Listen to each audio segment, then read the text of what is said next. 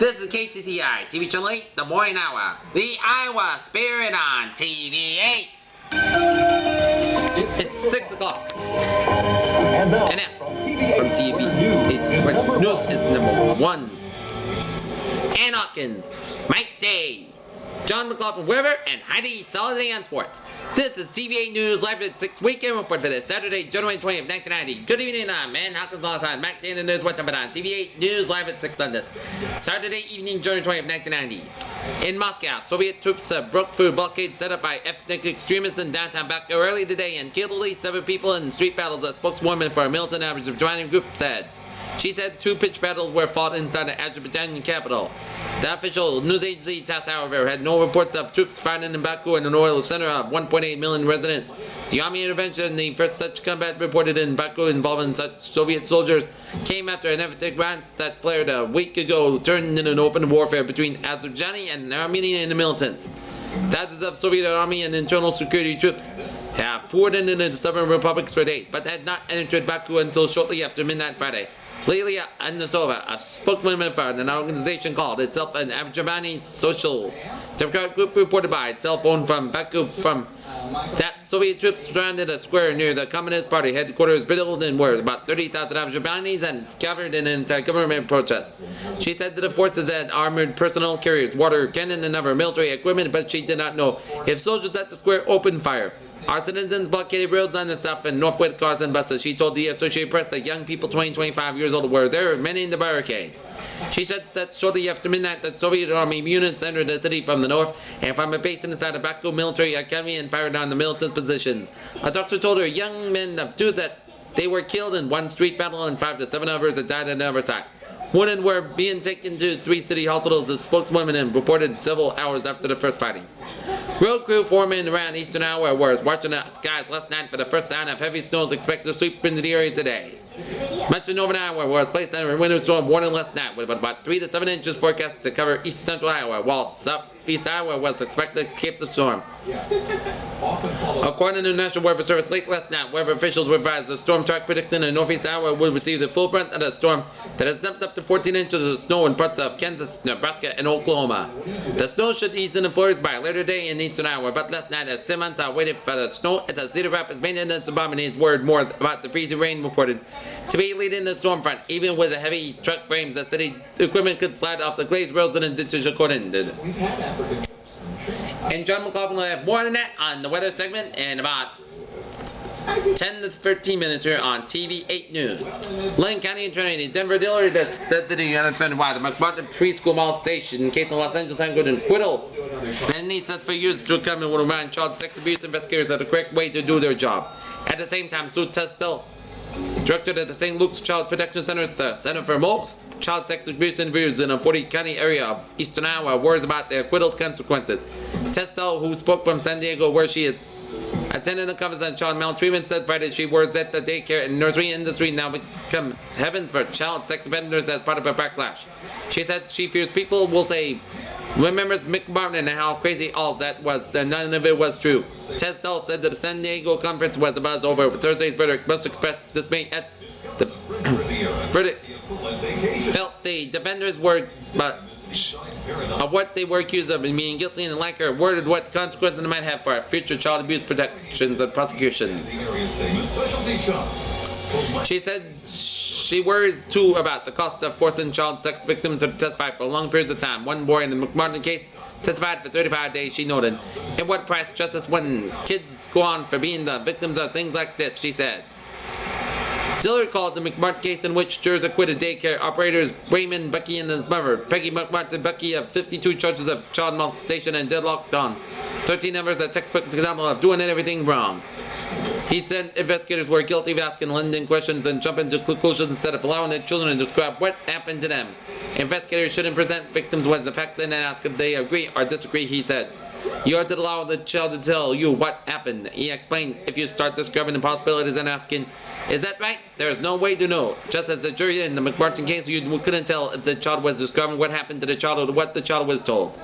Dillard said that the case was being botched in the beginning. Washington. Mayor Marion Barry turned over the duties and functions of his office to an aide Friday after being formerly charged with drug possession in the FBI, saying that officials said involving a video of Berry smoking crack cocaine. Berry did not give up his office, which he held for 11 years, and retained authority to sign and veto legislation and approve contracts. The drug charge added to the turbulence of the political situation in the nation's capital, where Berry has been under fire, and the list of challenges for next November's election has been grown. Jesse Jackson, later in the early polls, Friday said that he would not run against Berry. Said Friday that he felt only sorrow about the new development and would not talk politics.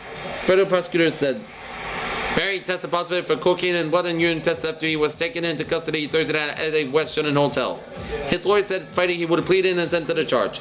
The FBI used a woman to get Berry to the hotel. Woman, a law enforcement official source said, who spoke on condemnation and nominee. The woman was advised by sources familiar with the case as Rashida Moore. One source said Moore agreed to cooperate with the FBI's investigation of Berry after she got into trouble with the state authorities in California. The Washington Times said the next edition on Friday afternoon that Moore, according to one law enforcement source, agreed to cooperate with the FBI because she had believed that Berry needed help because he had been addicted before and had been shown signs of being addicted again. He put a computer in his head. Intelligence is TV's sexy new thriller, and it's just getting started. All this for a little microchip. Josh Holloway stars in a new Intelligence tonight. In Des Moines, anti-abortion activists on Friday said they plan to demand state and federal investigation of Planned Parenthood's practices and potential conflicts of interest. Larry Johnson, pastor at Open Door Christian Church in Cedar Rapids, said he plans to request separate reports of Planned Parenthood of Mid-Iowa by the Iowa Attorney General's Office of State Department of Public Health and the U.S. Internal Revenue Service. At a news conference, Johnson alleged that Planned Parenthood profits from teenage pregnancies while being allowed to distribute birth control literature and advice via the public schools, raising conflict of interest questions. He also charged that the pro-choice group's clinics perform legal abortion on a cash basis with no statistical reporting. Requirements officials from Planned Parenthood of Mid-Iowa were unavailable for comment on Friday. At the same news conference, Donna Nickel, our president of Iowans for Life, held last week's anti-abortion rally at the state capitol as a major success and challenged news media estimates of the participants who rallied. Des Moines police set the crowd size at 6,000 and 7,000, but Nichols said we knew our crowd was in excess of 10,000. Another organizer of the Let Them Live Iowa event, Paul Dorff Oscula, said the prayer rally galvanized and motivated people who awakened many church leaders of the world, and they need to play to bring about a moral and just society. In Des Moines, Bonnie Campbell, 41, an attorney and former chairwoman of the Iowa Democratic Party, will formally announce her plan to run for Attorney General in Iowa on Tuesday. A series of news conferences is scheduled to begin at 9 a.m. at the state capitol in Des Moines, including will be a conference in Cedar Rapids at 11 a.m. in the boardroom of the old terminal building at the Cedar Rapids Municipal Airport. Alaska. This is the year for a free vacation. Can you light up a 7-6 Alaska. cig while you're eating at a restaurant? That will be in Des Moines as anti-smoking legislation approved Friday by the House stands at a pretty good chance of passing the Senate, said Senate Majority Leader C.W. Bill Hutchins of Democrat of Audubon. TV-8 Rick Swalwell has a report. Virtually all public buildings are now covered under the state's clear air indoor air restriction that requires smoking to be allowed only in designated areas. The bill extends those regulations to restaurants. Approved 6 by 22 after a lively 90-minute debate. The bill restricts smokers in designated areas in restaurants with more than 50 seats and businesses larger than 250 square feet. At the urging of Marion Republican Mary Lundby, the prospect away from an international proposal to raise the fine from $10 to $50 and voted for a $25 fine and said. Hutchins said that the move will be improving the bill's chances of passing the Senate. It is good for the public health of Iowa, said Representative Johnny Hammond, a Democrat of Ames who co-sponsored the bill and defended it in the floor debate. I should have the right to protect my health from smoking. Lundby led the attack on the necessary, saying it was an unnecessary attempt to regulate private behavior. We are losing our rights, Lundby, a smoker told the House. Hammond expressed confidence that the House will pass the bill second time when it was called up for a motion to reconsider and followed by Representative Daniel J., Democrat of Moulton, who opposed the bill. In police, Captain David Johnson sues the city of Cedar Rapids over its nepotism policy. A second lawsuit is filed in connection with a 1988 fatal accident near the ADM plant. An employee is accused of taking $20,000 from the Collins Credit Union. In Iowa City, Johnson County Supervisor Robert Burns makes an announcement on his political future. David Parsons pleads his ensure a crowd with comic sense of humor and a keen sense of movement. Among public universities, the University of Iowa ranks 15th in federal money for research and federal development. A farm credit worker says he's troubled by what is happening to farmland values. Preschools load up on peanut butter and stores for an annual winter picnic for kids. 6:15. Okay, John Holiday. Okay, weather now. Here now is John McLaughlin. Take away, John. Okay, thank you, Ian and Mike. Right now, our current conditions at 7 o'clock reports at Des Moines Airport at 6 p.m. reports it's 31 degrees with the pour about 30 degrees, the wind chill about 22 degrees, humidity at 96%, barometer 20 inches, visibility about 1 mile, winds west. Now it's north at about 10 miles per hour. The sky is slight snow. Around the region, it is 29 degrees out in Waterloo, 32 in Cedar Rapids, 32 in Iowa City, 33 in Lamoni, 27 out in Mason City, 20 out in Omaha, 29 in Lincoln, Nebraska, 27 in Sioux City, 27 in Sioux Falls, South Dakota, 33 in Dubuque, and 34 in Davenport. And our radar shows snowing for almost much of the entire state except for the eastern Iowa, where we can see some clouds here. And snowing in northern Missouri, eastern Nebraska, eastern South Dakota, and southern Minnesota here. Okay, let us take a look at our maps of our national forecast. Here shows storminess moved eastward in the northeast today as this combination of snow and ice made travel difficult from central and eastern Pennsylvania northward to the southern New York and southern New England. Heavy snow accumulation was from southern New York eastward to northern Connecticut and western Massachusetts. But nominal wind will remain cold, which it did, but it may die. Additional snow blanketed the ground from eastern Nebraska eastward to Michigan, soaked up to half a foot of fresh new snow today, while steady rain soaked the ground across Indiana, Ohio, Kentucky, and West Virginia. Same letter is the category this time. Every one of those words starts with the same letter. With showers from Tennessee southward to the Gulf Coast there. A few clouds will move across the southwest, but the weather will remain dry and has across California in the 50s to the low 60s. Sun will rise tomorrow morning about 7:28 in the morning time here. An S. There's one S. Record high 54 degrees at 1921 and record low 22 below in 1985 for Cedar Rapids. Up on the express, it just started. I'm hopping on All that. right, Des Moines, Iowa. let's start with the letter. An R. 3. Record high 64 in 1895 and 20 below is the minimum low back in 1985 and 64 below. 4. 64 degrees is our record high back in 1895 and 20 below is our record low back in 1985. Like an L. Okay, Heidi, it's your for tonight, for central Iowa will be continuous snow. Will be cold with a low about 8 to 16 degrees. For eastern Iowa will be low about 11 to 19 degrees with snow, and western Iowa will have lows of 6 to 14 degrees with light snow. Iowa forecast today will be mostly cloudy with periods of snow, and that may be mixed with freezing and rain. Rain in the east this morning. The snow will taper to flurries. This morning, portion of the state will have over 6 inches, and clouds will give way to some sunshine tomorrow. For northern plains, snow will accumulate several inches in portions of Nebraska and Iowa today. Rain and freezing rain may mix across Iowa this morning and has a range from 14 in northern Minnesota to 36 in southern Iowa. In southeastern Iowa, the snow will taper to flurries tonight, and the north will be cold. Lows will range from -8 in northern Minnesota to 19 in eastern Iowa. So far, forecast for Sunday, clouds and some sun with high about 20, low about 17 degrees. 30% chance of precipitation. For Monday and Tuesday, partly sunny skies high. Monday will be about 36, low about 24, with 20% probability of precipitation. And Tuesday, partly sunny skies high about 42, low about 20 degrees, with 20% precipitation. And Wednesday, variable cloudiness high about 40, low about 20 degrees, 30% probability of precipitation. New moon, January 26th, first moon. February 2nd, full moon, February 9th, and that's February 17th, last moon. And that's me for the weather. And here now, Heidi Soliday with the sports. Take away, Heidi. Okay, thank you, John. Iowa City, there's more bad news waiting for the Iowa basketball team at Carver Hawkeye Arena tonight. In the name of the Michigan Wolverines, the Hawkeyes are 0 for 1990 and desperate for a victory, and their opponent is the defending national champion with a big, powerful lineup. Gone is Glenn Mass, the Big Ten's all-time leading scorer, but just about everyone else is back for the Wolverines and some new people has stepped forward as well. Tip-off is scheduled for 7:05 p.m. Not many players in the country better than Ramil Robinson, Terry Mills, Lloyd Vaught, and Sean Higgins, said Iowa coach Tom Davis. Those are four terrific talents that he thinks all four Wolverines could be in the first round NBA draft picks. Mike Griffin, a valuable role player, and Demetrius Carlisle will also return for a year ago, and then two new guys. Eric Riley and Michael Talley are lending a hand now. Riley at 6'11" gives extra rebound and shot blocker for Michigan when Mills and Vaught need a rest.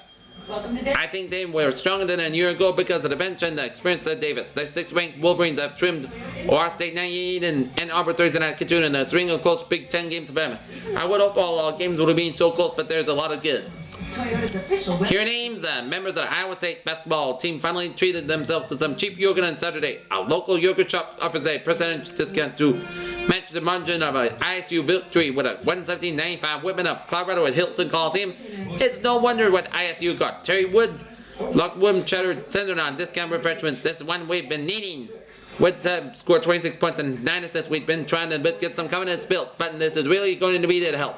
Can't that gives the Cyclones their first Big 8 win. They are well aware that only one conference team, Missouri, has yet to lose. It helps them forget the dismal start in 1990. They lost 4 or 5 games by a total of 11 points. It helps find their FIFA ranked ISU came in the game hitting 59.4% from the line. Less in the conference Saturday afternoon made 37.46 free throw shooting. Other scores was Missouri over Kansas 95-87, Arizona 78, Oklahoma 74, Minnesota 83, Ohio State 78. Here, so this toss-up very important. $3,000 at stake. On the map is the category. Go ahead. Sometimes Tony Bennett's coach thinks the 6-foot Wisconsin Green Bay guard should be playing in this college basketball elsewhere. It has not been easy, said Dick Bennett, Tony's father, said the Wisconsin Green Bay coach Jay Hamlin at 39.5. I bet it far too emotional. Tony Bennett, the sophomore, scores 51.9 points for the game to lead the Phoenix, who will try for their 9th straight win over Northern Iowa tonight at 7:35 p.m. Iowa time in the UNI Dome. They have one of our great players in the league, and Tony Bennett said Northern Iowa coach Eldon Miller. He was an all-conference as a freshman. He's a good player. Coach Bennett said he suffers more criticism than his should, but he's also benefited from being my son. It's a real strange because he's a smart player, and then the kids accept him. There are days when I'm certain he should be playing for someone else, and there are days when he wishes he were playing for someone else. Wisconsin Green Bay is 9-4 overall in matches. Northern Iowa was 1-1 in Association Mid-Continent University's record. The Panthers are 11-3 overall. The Phoenix are 4th nationally in scoring defense allowed just 58.7 points in a game. But their coach wants improvement. We have not played well for a period of time. Bennett said we have not been particularly good on defense, and generally we tried to do that well. I know picnics have been kind of basketball. Miller said they do a good job with their team offense. 1R. Iowa State coach Jim Gibbons is frustrated with the parts of his Western team, and his Iowa Hawkeyes haven't been much help. For the third time, 8 days, the third-ranked Hawkeyes with the 7th-ranked Cyclones this time by a 28-6 Campbell for 98 on offense at a cover Hawkeye Arena Saturday afternoon. Iowa State 10-6 won just 2 bouts. Given only 6 wins in the 3 duels this season, just as frustrating for Gibbons with his team's lack of aggressiveness for Iowa State. Wrestlers gave up 5 strong points. They got one on the edge of the mat, a flop. Our coach Dan Gable said that shows a little bit of the fear. It's tough for me personally, said Gibbons, who was 2-9 against the Hawks and lost the last state duels. You guys are backing me up in the crowd. He's yelling at me. I'm not sure what the kind of thing we don't teach that. It's just been happening. There are times when you get out there wrestling, and said that a lot of self-talk going on. Us miss not be that positive and can make or break you. Maybe we aren't saying that right things to ourselves. The man that's kept what you in the matches. Iowa 13-1 stripping out to an 18-0 lead before Iowa State's second-ranked Steve Hamilton dominated Matt Retland 11-5 158 pounds despite the loss. Gable was happy with his wrestler. That showed me a lot. Gable said he showed me more today than in 2 years what he's got to do to win. Gable was pleased Whalen went out and got the first ticket on before being lazy. Once Whalen got tired, Hamilton took it to him. Gable added, Hamilton is a good competitor. Even gets tired, he can go. I like that. It really is an interesting match here. Just less than 2,000. In New York, Milwaukee's Robin Yacht asked for a record about $3.4 million in a salary arbitration Friday for 45 players, 7 figures for $1 million or more. December 19th, the Brewers held a conference. Joanette Yacht had agreed to a contract for $9.6 million for 3 years, but the contract was never signed. Yacht was an American League's most valuable player in 1989 when he hit .318 with 21 homers and 103 runs batted in. The previous record was of a figure was up $2.425 million was submitted last winter by Oral Hirschasser, who later agreed to a 3-year deal with the Los Angeles Dodgers for $7.9 million at the highest rate. The process indicates that, like Hirschasser, most players will settle before the hearings. A Brewers spokesman said that Friday that the exchange of figures was a formality. Order Bud Selig said last week that only technical ties were holding up a 3-year deal. On Friday, 135 players exchanged figures with the clubs last season, with 36 players exchanged figures, but only 12 went to a hearing. Joe Carter got $1.63 million last season in the year's biggest arbitration award. Schaumburg, Illinois. Purdue's head basketball coach Gene Keady was censured by the Big Ten Friday for remarks unduly critical of the conference basketball officials. The controversy involved Purdue's 8-1 overtime victory last week against Indiana. Keady drew a technical foul in the first half after disagreeing with some calls that busted officials in a post-game news conference. Talking about a foul, call Keady said after the game, "It was ridiculous. If you saw a foul, I'll give it $1,000. The guy called some of that wasn't close to the foul." Keady was fully expected to be reprimanded, said Jim Burkick, a spokesman for the West Lafayette, Indiana school. The Big Ten said in a news conference that conference regulation department undue criticism of officials on Coach Keady's comments on January 13th were in a violation of standards. This censure carries no penalty. She missed by $212 of becoming the winner, but she ended up with $8,500. In Mobile, Alabama, in the Senior Bowl, the North team rolled over the South team 41-0 here in Hallandale, Florida. People were taking Bill Shoemaker's picture all afternoon, so it was appropriate in his final race, and the East Coast ended in a photo finish. And Shoemaker won. It was his 8,008th 41st victory, and perhaps the last of the 58-year-old jockey who won his more races than any rider in history will be retired after one more race on February 3rd at Santa Anita. Shoemaker's appearance in this $50,000 handicap at Hallandale handicap at Gulfstream Park Saturday was part of a farewell tour that has taken him to 3 continents and 49 tracks. The win aboard 5-year-old Bill Genius was his 31st on the tour and probably the most thrilling.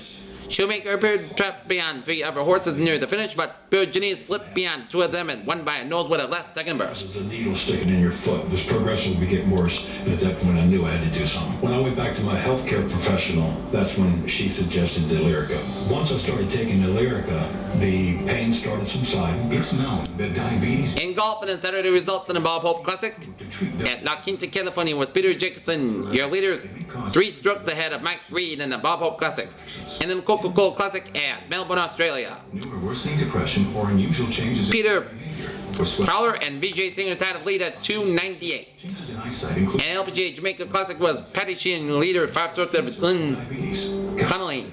Dizziness, weight gain, and swelling of hands, legs, and feet. Don't drink alcohol while taking Lyrica. Don't drive or... In the Australian Open and Saturday results, men's singles 3rd round in Melbourne, Australia, in the Australian Open tennis tournament, David Wheaton of It's specific treatment for Behaven, Minnesota defeated Mark Woodford of Australia 6-1, 4-5, retired.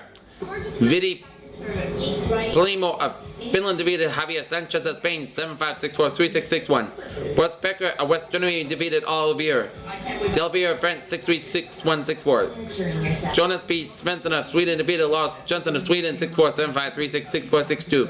It's an important part of who you are. Success means to me waking up with a smile on your face, being able to provide for your family. Never giving up on your dreams. Walking with my cap and gown. Aaron Krickstein of Grosse Pointe, Michigan defeated Lars Wahlgren of Sweden 6-7, 6-7, 6-3, 6-3, 6-2. Stefan Atterberg of Sweden defeated Paul Chamberlain of Toledo, Ohio 6-3, 6-4, 6-1. Milsam Meniger of Czechoslovakia defeated Udi Ridleski of West Germany 6-4, 6-2, 6-2. And Matt Willander of Sweden defeated Mazur of Australia 6-4, 5-7, 6-4, 1-6, 6-3. Women's singles 3rd one was Donna Faber of Brighton, Florida defeated Ron Fairbank of San Diego 6-3, 6-1. Claudia Perwork of West Germany defeated Gabriela Sabatini of Argentina 3-6, 0-1, retired. Mary Jo Fernandez of Miami defeated Julie Holland of France 6-0, 6-3, 6-0, 3-6, 6-0 as Mary Jo Fernandez defeated Julie Holland by that score. Gigi Fernandez of Puerto Rico defeated Tammy Wininger of Helena, Wisconsin 7-6, 8-6, 6-3. Dickie van Mersburg of South Africa defeated Sandra Westerman of Belgium 6-4, 6-2. Angelica Galton of Coronado, California defeated Hannah Manaklova of Australia 6-1, 1-6, 6-1. Kevin Tenby of France defeated The Wheel of Fortune. Terrific Apollo of Belgium 7-6, 7-7 to 6-8, and Zena Garrison of Houston defeated Isabelle Democrat of France 5-7, 6-3, 6-4. In women's swimming, and Saturday results is Iowa 137, Northern Illinois 105. I think it's going pretty well here. All things. And Carrie Hamill leaves for Belgium today, where she becomes the first Iowa volleyball player to play in a European Professional League. Hamill, an all Big Ten Conference selection from WPA, has agreed you're going to Hawaii, Kyle. to play for a team in Cholet in the southern French-speaking part of Belgium. Alright. Hamill, who completed her eligibility in the fall, finished as Iowa's all-time leader in kills and digs. She is taking leave in Amsterdam Graduate School, where she has studied in journalism and mass communication. Hamill already has a bachelor's degree in journalism and mass communications in English. Hamill said an American coach recommended her to the European club team.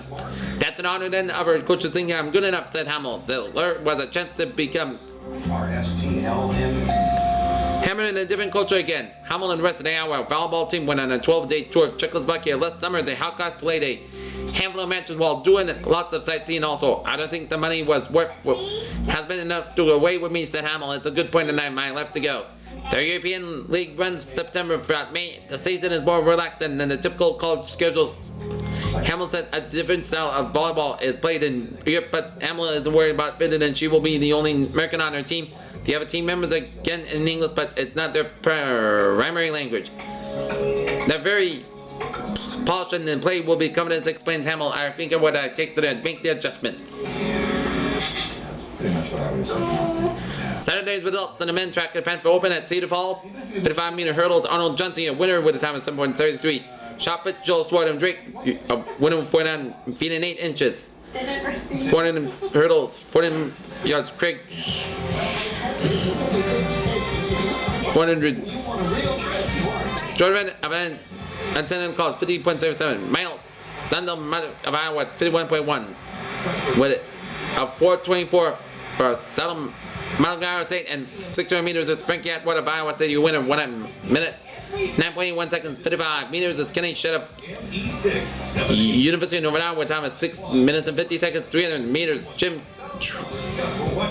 Tyrone of UNI with 21. Long jump, Tyrone Minner of Drake, 24 and 2 quarters. Hey, great. Pole vault, Trevor Baker of intended 16 feet and 2 inches. 800 meters is John Burris of Iowa State with time of 1 minute 54.03 seconds. Mile relay, Iowa State Atwater Knight Everson and catching a time of 3 minutes 16.52 seconds. High jump, Darwin Vanderholt of Iowa State with time of 7 feet and 1.5 inches. 3,000 meters, Jonah Quetch of Iowa State of 8 minutes 12.05 seconds. Triple jump, Dora Smith of Western Illinois 50 feet and 10 inches. I'll send another. Bring another one too. And finally tonight, the another victory is not one of the coaches likely to forget in any case, but RV Bum, Munster City girls from Coogan saw. Friday night made certain no one who saw it. Jenny's Hills 8 points in the last 2 minutes, enabled the Wildcats to keep it tenacious. Northland 54-53 and the Fanatic tried with his conference rematch and win lifted Central City to 10-2. Northland 6-5. Mark includes a 5-point loss at Central City in the early December. It feels good. Mountain set him in his milestone winner after the Barkin and team bust at Central City. The kids scrap. I'm glad this is over. I've been sleeping and worth of time. Emily, after the game, the Central City squad presented Malden with a commemorating plaque, taking the team scene for the Pam Knapp said, "We're proud to have been the team to win your 900. Malden responded, when you have a bunch of kids like this, it's hard to lose. And then you had to we certainly tried the outfit we played tonight. It's pretty tough. There may be a more formal recognition ceremony tonight when between games at the Central City's girl-boy doubleheader when visiting Campus Wheeland and only non-covered state on the Wildcat schedule. Malden spoke to the obvious when he said no one will be mentioned victory total. No one in any sense would have stayed in his coaching this long. Malden says that he has coached at 8 schools for a total of 6 years. Continue double the 15 coached girls and boys continuously and simultaneously. All but 4 of his 51 years in his girls basketball, he has coached this 6-player game. Hills at 5'5" junior finished with 20 points. Shannon Merkel also at 5'5" junior led the Wildcats with 22, and Knapp at 10. Angie Henderson of Virginia title 25 in the Northland 12th in the fourth quarter. Let's try something new. And that to me it. Judges will be ready this Friday. You can do that. We do. For the TV-8 news at 6 on this January the 20th, 1990 on a. Dental is doing whatever it takes to give America a healthy mouth, like on-site dental labs for dentures in days, not weeks. Call 1-800. Saturday night, I am Ann Hawkins alongside Mike Day and John McLaughlin here at the Soliday Time. We have a good evening and coming next on Channel 8 will be Wheel of Fortune. We'll be back for the TV-8 news at 10. Have a good evening.